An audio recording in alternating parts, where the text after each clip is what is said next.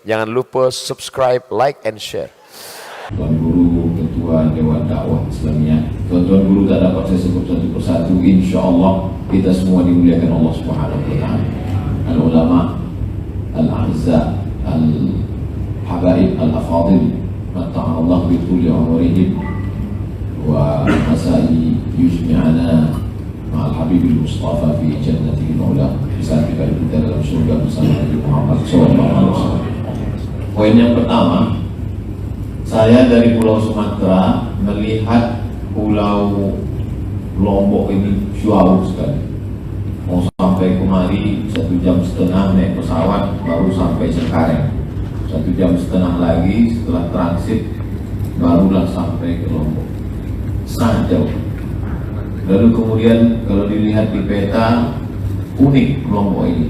Sebelah kirinya Hindu, sebelah kanannya Kristen, antara Bali dan Nusa Tenggara Timur.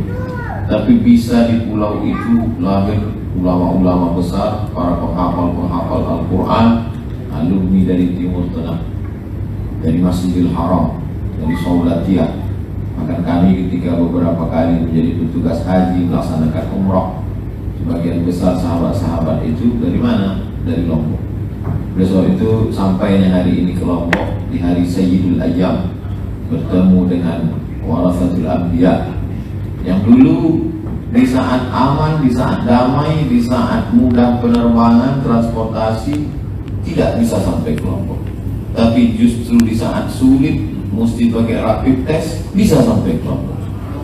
Nah, jadi nampak betul bahwa tidak semua itu kuasa kita, tapi kuasa Allah SWT. Berkumpul semua orang ala ayaduruka bisyai'in la yaduruka illa bisyai'in qad kataballahu anhu. Berkumpul semua orang mengatakan kau tak akan sampai ke Lombok Abdul Somad. Ini sulit naik pesawat, ini ada pandemi corona, buktinya bisa sampai. Oleh sebab itu maka kehadiran Lombok ini bagi saya pribadi adalah hadiah terindah, bertemu dengan para alim ulama, mudah-mudahan bersahabat di dunia, bertetangga pula di surga. Ini poin yang pertama. Poin yang kedua, pertemuan kita di majelis yang penuh barokah ini diminta oleh Ustadz Lukmanul Hakim dari Pontianak.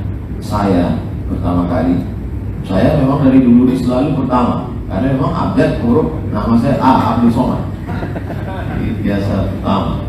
Tapi kemudian saya berkilah bahwa Ustadz Hasan yang lebih utama karena beliau, saya cari alasan spontan saja karena terbitnya matahari.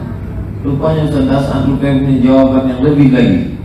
Islam datang dari Al-Madinah Al-Munawwarah. Saya sangka tadi berhenti pada Syekh Husain Jabir. Rupanya Syekh Husain lebih punya jawaban lagi. Jadi betapa kalau hati itu lembut, maka Allah berikan ilham begitu cepat, begitu spontan. Padahal tadi mungkin ada sebagian orang berharap andailah acara ini di live kan, mereka akan menanti bagaimana kiranya tuan-tuan guru di lomba pidato akan menunjukkan siapa mukadimahnya yang paling hebat, siapa yang ayatnya yang paling mantap. Mereka mungkin dah mengeluarkan kertas mau menentukan siapa juara sore. Tapi rupanya ternyata hati itu hadistama'an ala mahabbatik, berkumpul hati karena cinta kepada Allah Subhanahu Wa Taala. Oleh sebab itu kita sudah memberikan contoh, sudah memberikan tauladan kepada anak-anak muda. Yang ketiga, bahwa dulu musim-musim halal bihalal setelah Ramadan, Syawal, halal bihalal sana, halal bihalal sini. Salah satu jamaah bertanya ke saya, Ustaz, kenapa Ustaz-Ustaz itu nggak pernah halal bihalal? Lalu saya jawab, kalau Ustaz-Ustaz halal bihalal, maka halal bihalal kalian ini nggak ada yang isi. Ustaz, tapi di tengah perjalanan pulang saya berpikir, iya juga pertanyaan jamaah.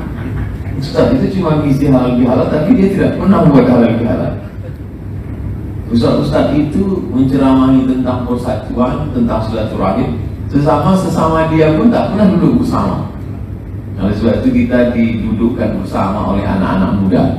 Jadi anak muda itu selalu buat plesetan. Selamanya anak muda itu kan Manchester United. Jadi dia buat Muslim United, FU. Jadi kalau anak muda membuat acara itu membuat sesuatu yang luar biasa. Jadi kehadiran saya di Yogyakarta, kemudian di Jakarta bersama Hijrah Fest, Hijrah Festival, kemudian Muslim United, itu lebih pada mensupport dakwah anak-anak muda. Dan anak-anak muda ini kita support mereka lintas generasi, lintas basic pendidikan, lintas komunitas, lalu kemudian mau mereka berkumpul bersama di zaman edan seperti ini. Anak-anak muda yang sibuk dengan narkoba, sibuk dengan zina, prostitusi, LGBT, masih ada sekelompok anak muda yang peduli kepada ulama, peduli pada dakwah. Maka saya berpikir mestinya kita yang datang ke diskotik itu mengajak mereka bertaubat, kita yang mestinya membisikkan ke telinga mereka la ilaha illallah. Tiba-tiba mereka mau, maka saya hampir tak pernah menolak. Dimanapun mereka minta, saya datang, karena saya pikir ibarat jalan 50% sudah mereka jalankan, tinggal 50 lagi dari saya pribadi. Itulah yang membuat saya selalu mensupport anak-anak muda ini, apapun nama komunitasnya. Di Batam, Bikers Subuhan, saya paksakan lagi naik motor walaupun udah tua. Dan kemudian ada sahabat-sahabat berbagai komunitas mengajak, sebetulnya hanyalah untuk supaya mensupport gerakan anak muda, termasuklah program Muslim United. Poin yang keempat, saya sengaja pakai poin-poin supaya cerita saya tak kemana-mana. Poin yang keempat, bahwa saya selalu kemana-mana tausiah itu biasanya paling lama 4 hari di satu daerah, tapi biasanya yang normal 3 hari. Saya sampaikan ke panitia, saya mau datang ke satu daerah, tapi 3 poin ini mesti tercapai. Yang pertama, saya mesti ketemu dengan jamaah secara umum. Ini yang dikemas dalam tabligh akbar, di stadion, di lapangan terbuka, jangan di ruang tertutup. Karena ada beberapa komunitas masyarakat yang takut dia dengan masjid. Dia mau dengar ceramah di lapangan sepak bola. Ketika ditanya, kenapa tak mau ke masjid? Kawan saya 2 kali ke masjid mati Pak Ustaz. Jadi ada orang yang trauma dengan masjid. Maka kita buat di stadion, di dalam lapang, di ballroom, di convention hall, yang dikemas dalam tabligh akbar. Yang kedua, saya mesti ketemu dengan alim ulama cerdik pandai. Saya tidak mau menceramahi alim ulama, habaib, tuan guru. Saya hanya ingin mendengar masukan, supaya jangan sampai yang saya sampaikan itu salah. Kita bicara tentang obat sakit perut, rupanya masyarakat sedang sakit kepala. Sama-sama obat, tapi tidak mengena, tidak tepat sasaran. Maka saya mau duduk dengan alim ulama. Makanya di beberapa daerah berkumpul alim ulama, kita sharing informasi, berdialog. Yang ketiga, kumpulkan yang sifatnya profesi, ikatan dokter, ikatan pengacara, ikatan pokoknya orang-orang kaya. Karena ada satu komunitas masyarakat yang bingung mau mengajukan kemana tentang nasib susahnya. Sementara ada satu lagi masyarakat yang amat sangat bingung mau kemana duitnya mau dia sampaikan. Maka saya ingin kita sebagai menjembatani, mempertemukan 2 komunitas ini, sehingga yang susah bisa mengajukan kesusahannya, yang mampu bisa juga berbagi kepada yang tak mampu melalui jembatan pertemuan itu. Lalu kemudian di setiap tabligh akbar pengajian itu dimanapun, pesan yang saya sampaikan tak keluar dari 3. Yang pertama, saya ingin cerita tentang islahut tarbiyah, memperbaiki pendidikan. Maka masuk selalu, saya ulang-ulang, masukkan anak ke pesantren. Benteng terakhir pendidikan kita adalah pondok pesantren. Yang kaya-kaya maka supportlah tanah wakaf. Lalu kemudian anak-anak alumni pondok pesantren Timur Tengah, buatlah pondok, perbaikan pendidikan. Yang kedua adalah islah siasat politik. Saya tidak politisi, tidak tergabung dalam partai manapun, tapi saya ingin suara umat itu jangan sampai kata pepatah orang Melayu, kambing punya susu, sapi punya nama. Susu apa? Susu sapi, padahal kambing. Jangan sampai kita punya jamaah, tapi suara itu dipakai oleh orang lain. Maka selalu saya mengatakan, kita tidak bisa lepas dari politik, karena dari mulai lampu jalan sampai anggaran masjid kita digodok oleh orang politik. Orang politik itu kita yang memilihnya. Kita bukan negara kerajaan Islam, kita tinggal di negara demokrasi. Menurut demokrasi, suara terbanyak adalah suara Tuhan. Dalam demokrasi, suara paling banyak adalah suara kebenaran. Maka orang sholat, orang ke masjid, orang ngaji, orang hijrah mesti memilih wakil-wakil rakyat yang juga sama dengan dia.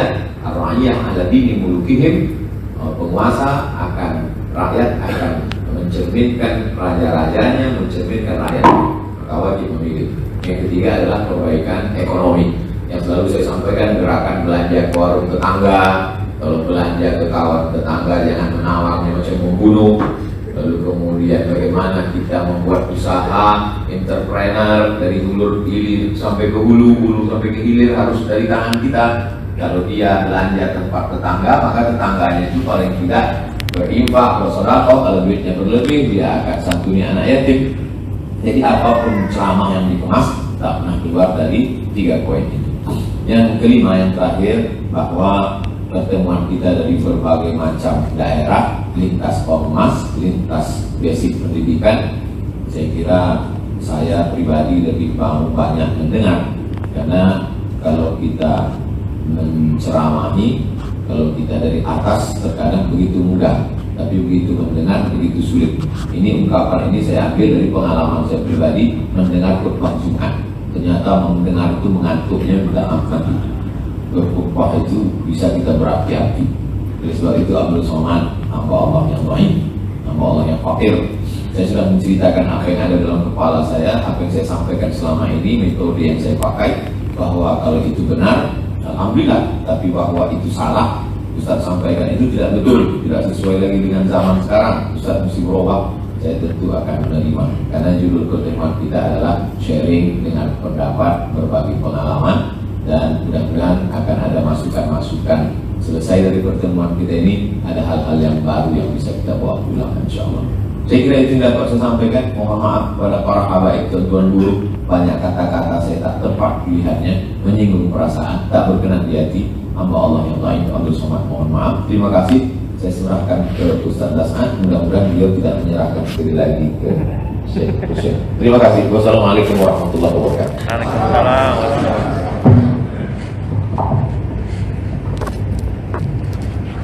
Assalamualaikum warahmatullahi wabarakatuh. Alhamdulillah, salawat dan salam kepada Rasulullah Muhammad SAW. Saya dalam dakwah jarang sekali bawa buku. Hari ini saya tidak tahu kenapa saya tiba-tiba bawa buku. Dan tadi saya sudah mau keluar dari pintu, saya lihat ini buku, saya tarik. Buku saya ini Ustaz 1994.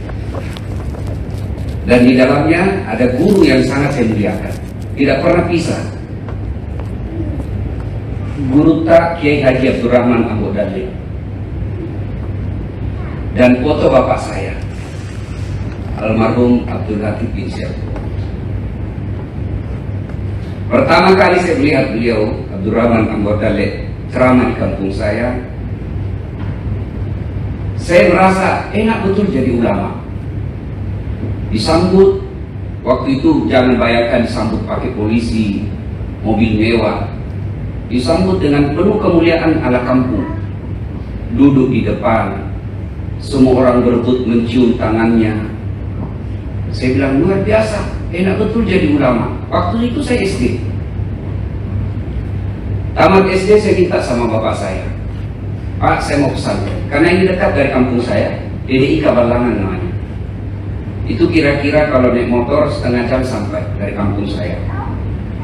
Selalu saya bilang sama bapak saya, Pak, saya mau pesantren, karena melihat enaknya jadi ulama. Tapi waktu itu bapak saya tidak bisa. Beliau katakan saya tidak bisa sebab mahal. Waktu itu kalau kita sekolah di pondok lebih mahal daripada sekolah umum. Sebab kalau sekolah di pondok bayar kos, bayar uang makan, cuci pakaian, ya, beda. SD, SMP yang lain cuma bayar SPP, BP3, Pramuka, OSIS. Nah, saya akhirnya terpaksa tidak pesantren. Masuklah saya di SMP. Tamat SMP saya merantau ke Makassar, SMA. Tamat SMA saya sekolah sospor. 3 semester saya rahasiakan. Sebab bapak saya tidak mau saya sekolah politik. Bapak saya tanya, di mana kok mendaftar? Sospol. Apa itu? Kalau bahasa Bugis, karena bapak saya tidak lancar bahasa Indonesia. Ada itu sekolah politik, penipu. Saya bilang, apa itu sekolah politik, bukan tipu. Maka saya rahasiakan 3 semester. Maka saya akhirnya sekolah di IAIN Alaudi. Waktu itu Tuan Guru, saya rencana mengambil mata jurusan pendidikan agama dengan proyeksi rencana jadi guru agama. Tapi waktu itu masih manual. Ternyata yang saya ingkari peradilan agama syariah. Jauh kan? Dan saya dari SMP, SMA, tidak pernah mondok, tiba-tiba masuk syariah. Saya hafal ayatnya, saya tidak bisa tulis. Akhirnya selesai juga saya. Waktu saya selesai di Sospol Ustaz, saya wisudawan terbaik, salah satu wisudawan terbaik. Tapi bapak saya tidak ada. Tapi waktu saya wisuda di IAIN, 7 tahun saya selesai. IP 2,1. Waktu saya diuji, waktu itu saya ingat sekali Ketua MUI sekarang di Sulawesi, Kiai Haji Buluta Sanusi Bacok, beliau cuma katakan, saudara calon, apa yang kamu hafal selama kau sekolah di sini? Gua hafal semua surah-surah juz amma. Itu aja dia pertanyakan. Dan saya selesai dengan IP 2,1. 7 tahun. Alhamdulillah, bapak saya sewa mobil dari kampung, sekolah sarjana agama anak saya. Dia sewa mobil dari kampung, ajak keluarganya, teman-temannya, wisuda ya aku, sekolah SAG, sarjana agama. Dan saya bisa seperti jadi ustaz begini hanya karena ingin membahagiakan almarhum bapak saya. Sayang beliau tidak sempat melihat saya seperti sekarang. Tapi saya yakin dakwah-dakwah saya insya Allah menjadi amal jariah buat almarhum. Itulah sering sekali setiap akhir dakwah saya selalu kata, kalau Bapak Ibu merasa ada faedah ya dalam dakwah saya, mohon berkenan mengirimkan suratul Fatihah kepada almarhum Bapak saya Abdullah. Nah, saya kalau kumpul ulama begini saya minder. Ya, saya selalu cari jalan bagaimana supaya saya tidak bicara. Karena saya memang latar belakang saya tidak pernah pondok pesantren, tidak pernah. Saya dosen sosial politik, jurusan ilmu komunikasi. Saya mengajarkan mata kuliah public speaking, mengajarkan teknik pola vokal, mengajarkan sinematografi, cara membuat video film. Itu tidak pernah belajar mengajarkan agama. Tapi ada hikmah yang saya ambil. Ternyata berdakwah itu ibarat berdagang. Produk yang kita mau pasarkan adalah ayat-ayat Allah. Bukan dalam arti kutip, dalam arti jual beli ya. Tapi dalam arti kita ingin menyampaikan ini. Dan itu perlu metode menjual. Dan metode ini perlu dipelajari. Dan ilmu itulah yang saya pelajari dan ilmu komunikasi. Bapak lihatlah, dengar ceramah-ceramah saya, sangat sederhana. Bahkan boleh dikata dari menit pertama sampai 60, hampir tidak pernah saya menyampaikan ayat. Karena memang bukan keahlian saya menyampaikan ayat. Maka saya ambil segmen. Ya, saya begini, kalau Bapak Ibu mau mendengarkan seolah-olah dapat ilmu dengan baik, ayatnya, hadisnya, luar biasa, jangan nonton channel saya. Pasti Bapak tidak akan penuh. Tapi kalau Bapak Ibu mau, tidak akan nonton guru kita Ustaz Abdul Somad atau Adi Hidayat. Tapi kalau yang saya ambil, ya sudahlah, bagaimana menerapkan ayat itu dalam kehidupan sehari-hari. Maka saya senang tadi hampir setiap saya di bandara. Tadi di bandara di Bali, ya, karena saya transit dari Makassar, ada 4 non-muslim, 2 Cina, 2 orang hitam datang ke saya. Saya non-muslim, saya senang dengar dakwahnya Ustaz. Selama ini saya sering, bahkan dia bilang yang itu namanya tadi namanya Pak Alex, ya, pengusaha, doktor di bidang hukum. Ya, dia bilang tadi malam saya sempat dengar lagi ceramah Ustaz. Dan yang dari nonton itu yang mana? Yang Muslim United yang di Jogja. Dan saya bilang yang nikmat yang paling bagus itu sebenarnya bukan uang. Salah satu nikmat yang paling besar buat kita adalah gigi. Cobakan ini gigi Pak, seandainya tumbuh seperti rambut, mana bisa Ustaz Abdul Somad ceramah kalau sudah tumbuh gigi rambut keluar Pak? Ada kita. Itu dia tersima di situ dalam hati saya. Kenapa kok tidak masuk Islam? Ya, nah sering saya ketemu seperti itu. Jadi berdakwah itu perlu segmen. Kita ngambil masing-masing. Ada khusus ustadz yang menjadi ustadz oposisi. Nyerang pemerintah terus, penting untuk mengoreksi ini pemerintah. Saya ngambil posisi merangkul polisi lalu menyebesnya. Ya kan? Saya bingung juga Pak, hari ini 2 hari terakhir ini viral lagi itu ceramah saya yang sama Kapolri. Dan saya lebih bingung lagi karena orang-orang kirim ke saya itu polisi yang menganiaya pendemo.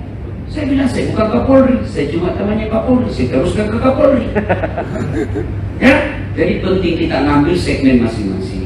Ya, ada ustadz khusus yang menghantam tentang akidah terus, yang menghantam tentang Nasrani dan lain sebagainya. Ada, kita ambil segmen masing-masing. Ada ustadz yang selalu menceramah tentang poligami, ambil segmen itu. Saya ditanya ibu-ibu di Makassar, ini ustadz ini kalau ceramah habis kami di perempuan, rasa-rasanya tidak ada harga diri kami sebagai istri. Saya bilang coba ibu nonton juga Mama Dedi, hancur kita juga sebagai suami. Maka berdakwah itu bagi saya tidak mungkin menyenangkan dan memuaskan semua orang. Di Indonesia ini Pak, golongan apa saja ada pengikutnya. Orang sesat sekalipun masih ada pengikutnya. Itu ada kan yang mengaku Nabi, mengaku malaikat Jibril, ada pengikutnya Pak. Bahkan orang baik sekalipun masih dimaki. Maka kalau kita mau memuaskan semua golongan tidak mungkin. Maka berdakwah yang penting kita tahu segmennya siapa yang kita mendakwai. Ya, nah, maka di situ perlu kita bersatu. Ya, segmen ini ada kita kompak, segmen ini ada, segmen ini ada. Supaya apa? Semua segmen kita rangkul dan tidak diambil orang. Ada juga yang dakwah melalui musik, yang mendekati artis-artis, ada juga. Ya, bahkan saya pernah apa yang begitu Ustaz? Saya bilang kalau kau prinsipmu begitu jangan dekati orang jahat, maka Islam tidak akan sampai di Lombok, Islam tidak akan sampai di Indonesia. Kalau orang dakwah milih-milih merek, Rasulullah tidak pernah milih merek. Ya?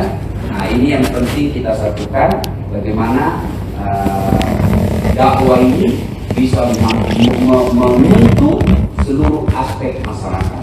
Ya, saya kira demikian. Saya bukan memberikan masukan, tetapi hanya menyampaikan bahwa dakwah itu memang perlu metode. Kalau kita tidak perlu metode, maka baik pun sama sekali kita tidak akan sampai. Saya kasih contoh saja, ya, kita datang di sini, kita tahu di situ Ahlus Sunnah wal Jamaah, jangan bahas mencela-cela para sanji, jangan bahas mencela-cela Maulid, dilempar kita Pak. Meskipun kita ayat ini kita sampaikan, apa perlu? Itulah sebabnya setiap saya selesai dipanggil ceramah, siapa yang mau ceramah di situ? Di situ siapa ulamanya? Biasanya mazhabnya apa? Kita harus tahu. Karena kalau tidak, kita masuk, ya biasa salah pol. Nah, kita berharap kita datang memberikan pencerahan, ternyata kita pulang menimbulkan kebencian. Nah, itulah pentingnya panitia juga bersinergi dengan ustadznya, ya. Dan ustadz panitia juga jangan suka menipu ustadz. Ada juga itu panitia yang kadang-kadang menipu ustadz. Nah, berapa jam sampai lokasi? Paling cuma 2 jam Ustaz, sudah paling lama 4 jam belum sampai. Dan kenapa yang kau bilang 2 jam? Ini sudah 4 jam belum sampai. Sebenarnya ini Ustaz 9 jam. Kenapa Bapak bilang cuma 2 jam? Dia bilang kalau saya bilang 9 jam pasti Ustaz tidak mau datang. Itu perlu ya, panitia juga perlu supaya kita persiapkan fisik dan mental. Ya, terima kasih. Assalamualaikum warahmatullahi wabarakatuh.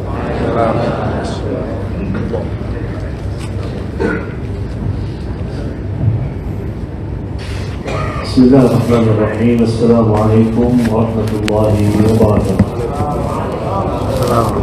Tuan Guru, Pak Kiai, Asatidz Habaib, rahimakumullah jami'an. Alhamdulillah wa syukurillah. Kita kumpul di hari berbahagia ini. Saya ingat satu hal. Ya, tahun kemarin Muslim United cuma kumpul dan kita isi untuk masyarakat. Tahun ini, kali ini bertemu dengan ulama. Selalu bismillah, tawakkaltu ala Allah, la hawla wa la quwwata illa billah. Walladzina jahadu fina lanahdiyannahum subulana. Tugas kita mujahadah, tugas kita terus berdakwah. Kenapa banyak asatidz atau guru malas? Karena mohon maaf, kita salah lihat hasilnya. Ya, jadi kalau kita ada kumpulan, ada ini, lihat hasilnya. Sudah ada hasil atau belum? Kalau tidak ada hasil, besok-besok ini kita malas. Rasulullah SAW dicerita dalam sirahnya, waktu dia ke Taif, ke kota Taif, dia harap apa? Mereka bantu, mereka ikuti dakwahnya. Akhirnya apa yang terjadi? Mereka limpah sambil berdarah. Allah Subhanahu wa ta'ala sudah tahu ini akan terjadi, tapi tidak ada di dalam sirah kata Allah jangan ke sana, dia akan limpah. Tapi teruskan aja, dakwah aja. Ternyata dalam perjalanan itu dapat apa Rasulullah? Cuma satu orang namanya Adas, hamba budak. Menurut saya, selalu kita berdakwah, selalu kita bermujahadah, hasilnya di tangan Allah Subhanahu wa ta'ala. Allah milih berikan hidayah kepada siapa.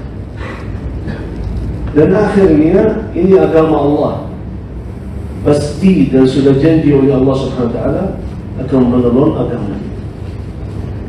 Jadi itu tugas kita. Bismillah, tawakkaltu ala Allah, la hawla wa la quwwata illa billah. Tugas kita jujur sama Allah Subhanahu wa ta'ala. Jujur apa? Tugas kita ikuti cara Rasulullah sallallahu alaihi wasallam. Ini sangat penting. Tadi Pak Ustaz, beda dakwah hujjah dengan dakwah. Ini sebab banyak masalah kita kalau kita selalu fikirkan hujjah.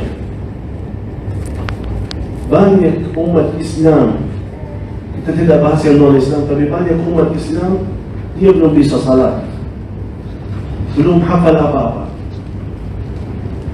Jadi kalau dengan rahmah, Bismillah, pelan-pelan dengan rahmah aja. Jangan antum tidak ke masjid, orang itu sudah kafir. Antum lakukan ini, sudah antum murtad. Apa? وَمَا أَرْسَلْنَاكَ إِلَّا رَحْمَةً لِلْعَالَمِينَ. Dan sudah jadi oleh Rasulullah SAW, مَا كَانَ الرِّفْقُ فِي شَيْءٍ إِلَّا ذَلِكَ. Dengan rahmah Allah Subhanahu wa ta'ala melembutkan hati semuanya, bisa baru bersama. Dengan kesempatan mas ini, saya menasihati diri saya sendiri dan jamaah sekalian, kayak ini kita kurang doa, kurang tawajuh. Allah Subhanahu wa ta'ala jelaskan itu doa senjata orang mukmin. Yang tidak bisa dengan tenaga, bisa dengan doa. Kun fayakun bisa. Karena yang musuh Islam, yang musuh umat Islam itu sudah banyak. Dengan cara apa aja. Kalau kita mau lawan mereka, belum bisa. Dengan tenaga, dengan ilmu, belum bisa. Jadi, kita cuma punya Allah yang maha kuat. Sadqut tawajjuhi ila Allah. Jujur sama Allah, Allah buka. Dunia dia lancar, akhiratnya apa? Mudah-mudahan Allah Subhanahu wa ta'ala berikan kepada kita ilham biar selalu kita dalam posisi yang benar. Amin ya rabbal alamin. Jazakumullah khair. Assalamualaikum warahmatullahi wabarakatuh.